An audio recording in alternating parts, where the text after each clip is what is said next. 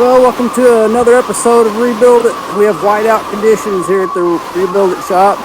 So let's get inside and see what we can do on that Challenger in the nice warm shop.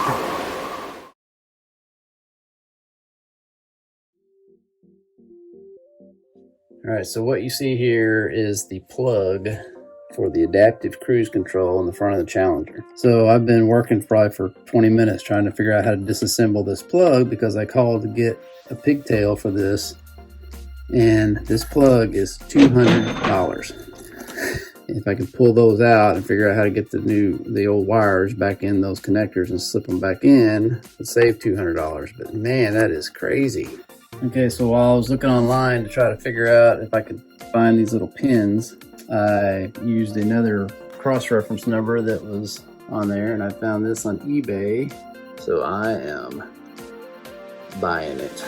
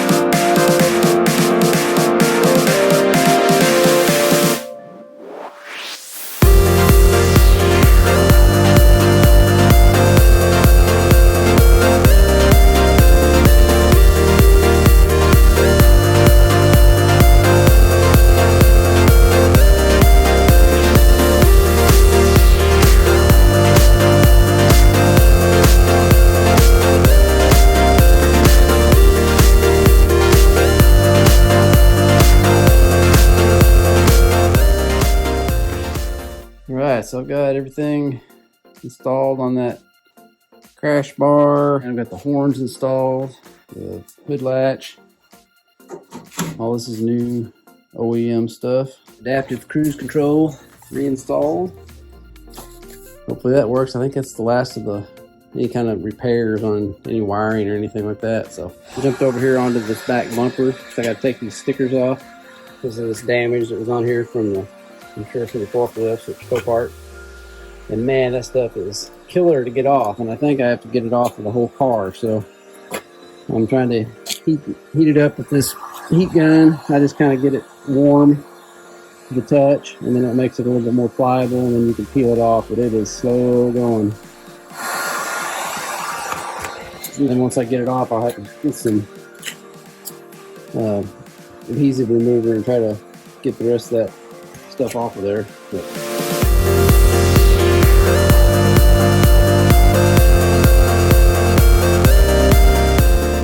Alright, so the good news is there was no damage underneath that thing, and it all came off. The bad news is here is a line from where they painted on the edge of this bumper. I told you guys a few episodes ago this was a hack job, paint job. Look at this. Never seen such sloppy work on a nice car like that. And there's the tape line right here. So Mike's gonna paint that whole quarter panel, and I guess now he's gonna have to paint this bumper. Got all the stickers off the bumper, so that part is done. So that's ready for Mike.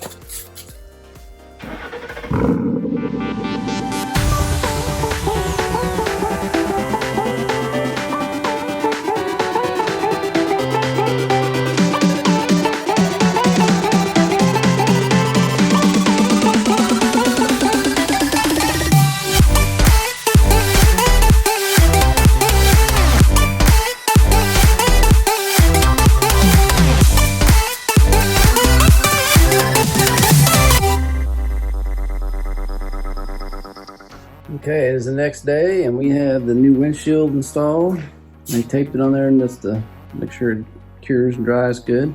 Now it's time to start reinstalling fenders, headlights, front bumper, hood, all that stuff, just to see if our gaps will be good. All right, so before I start putting body panels back on, I thought, well, I've got really good access to the AC condenser here and all my lines and all that. So I need to go ahead and probably charge the system, and I've got a good warm day to do that today. And I've got gauges that I use, like for example, I bought them when we were recharging the Porsche.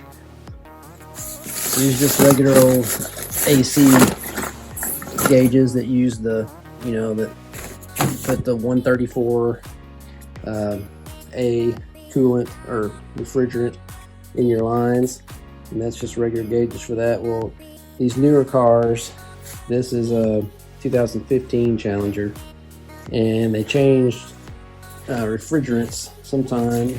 That the newer ones take this. If you can see, like if you open up your hood on your car, there'll be a sticker on there, and then this one takes an R1234YF, so yeah, 1234YF. It tells you how much weight of the refrigerant needs to go in there. So 1.56 pounds of 1234YF goes in the system. So when you go buy regular, like the old 134A, you would buy these cans kind of like this, the 134A, and I did it from memory, but it seems like they might have been $10 or $15 a piece, a can. These are about $70 a can, and this is going to take 2 cans to fill up the system. And I hope we don't do something to mess this up, or we don't get it in the system right, because you could blow a lot of money if that escapes back out. If you have a leak somewhere or whatever. So we're going to do a vacuum test and make sure we have good vacuum and it holds vacuum for a long time before we try to put the refrigerant in. All right, so I've got both of my R1234 gauges installed on my gauge set, and you can't mess this up because the high side will only fit on the high side on your car, and the low side will only fit on the low side of your car. So mine are right here. So we've got 2 caps. We gotta unscrew these caps. Yeah, both sides up here. Okay, so we make sure that is on there good. And we'll snap this one on down here. So those are connected. Got a yellow line right here in the center, and this actually is what everything goes through. So if we're going to suck a vacuum out of the system, this goes to a vacuum pump. If we're going to put refrigerant in the system, this goes to the refrigerant. So right now I'm going to hook it up to a vacuum pump, and we're going to turn it on and open up both of our high and low gauges and let it run for about 30 minutes. So let's do that. Okay, so here's our vacuum pump, and we'll turn it on. Okay, so there's the pump running, so let's open this up. We're at changing sound. So that's sucking all the air out of the system. We're checking for leaks. All right, so my vacuum pump has been running for 30 minutes now. Let's see what our gauges look like. All right, so we are pegged out on the vacuum down on the -1. See that? So what we're going to do is we're going to shut off both valves, high and low side.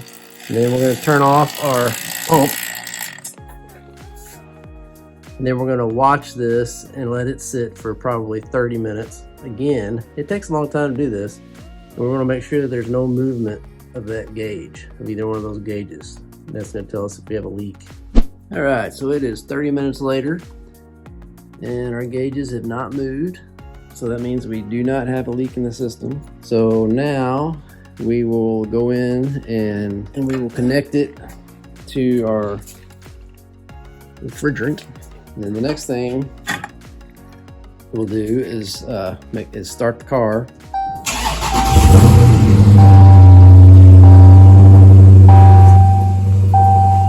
And we're going to put on our AC. All right, so I've got 2 cans in now. So let's go see if we've got some cold air. All right, so we've got down to about 39 or 40 degrees, and it's super cold. It's 61 degrees in here, and it's got it down to that really fast. So now we'll put our caps back on, and we are good. Well, I can't believe it, but I think I finally have the right one of these stupid seatbelt guides. This is the 3rd one. Finally, now the interior is complete. All right, so everything is mechanically done, interior's done, so it's time for body panels for sure now. So, all right, so the first body panel I'm gonna put on, I guess you call it a body panel, is the hood. So I'm gonna get it bolted on and get to where we can check our gaps on our fenders once we get those installed. So I'll go grab my wife and she can help me get it in here and hold it still while I get the bolts in it.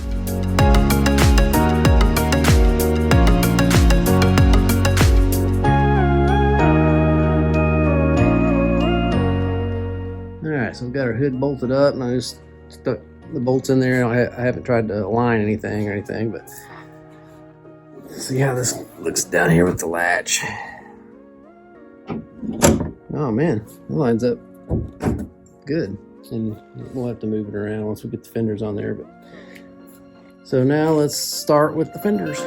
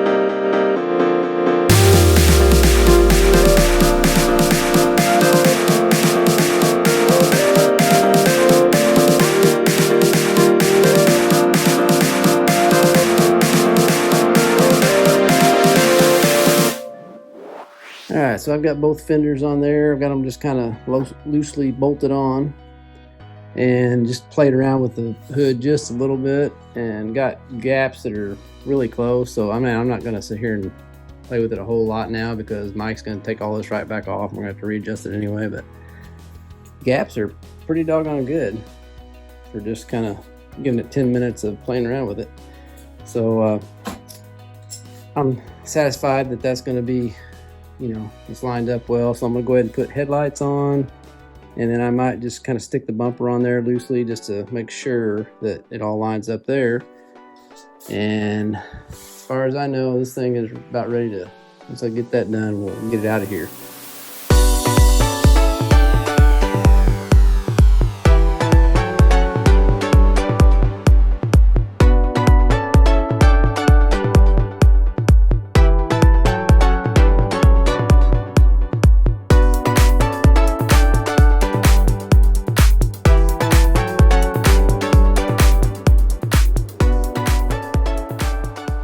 So I've got the headlights mounted and this little bumper absorber mounted, and I'm not going to go ahead. There's a whole bunch to putting this front bumper on. There's these little pieces like this that mount to the front fender, and then the bumper actually snaps into it. These are all broke off of the old one, so this outside piece here is actually part of the old front bumper, and this inside piece is the part that bolts to the fender. So I'll take that apart and put that on whenever we get the car back and snap it all in. But I'm confident it's all going to line up. So I do need to check the headlights and make sure they work. We haven't done that yet.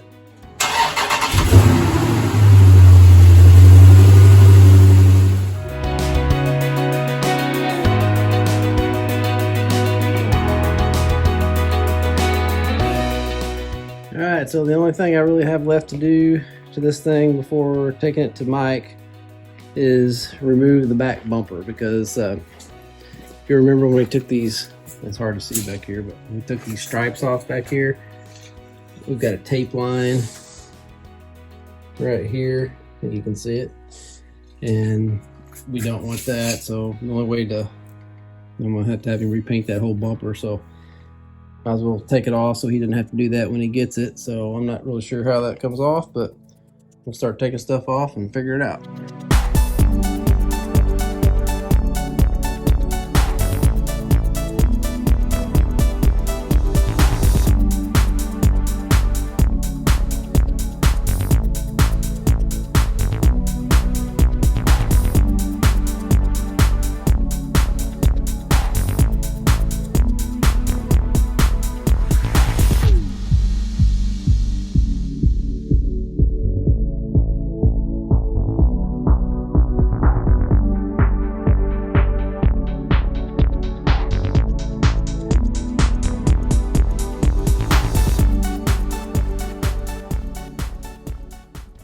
Alright, so I decided to go ahead and just strip it apart before I cleaned it, because it's gonna be all wet and slippery and stuff, and you gotta really grip that thing to be able to get it apart. So pretty complicated to get it apart. Not complicated, but hard, because all the tabs are stiff and hard. So anyway, that's ready. It's got one little bitty crack right here that Mike will fix, and then he'll just sand that down and respray it. Too bad it had that big tape line right there. And then there's our nasty, disgusting, whatever that stuff is all over that. I'm gonna go ahead and clean that. But for now, that is it on the Challenger. We'll get it out of the shop and put it up there in another spot to store it until Mike gets to it, which will be about a month from now. And so I'm gonna go ahead and start on the next thing. Okay guys, Andy's been bugging me to death about getting to drive in this bad boy. So even though we still have the back bumper off, the hood's not painted, we got body work on the front fenders and all that, we're gonna take it on a little short drive just so he can get the feel of the old 392 Hemi. It's about 60 more horsepower than my Mustang, so let's see what it'll do. Yep.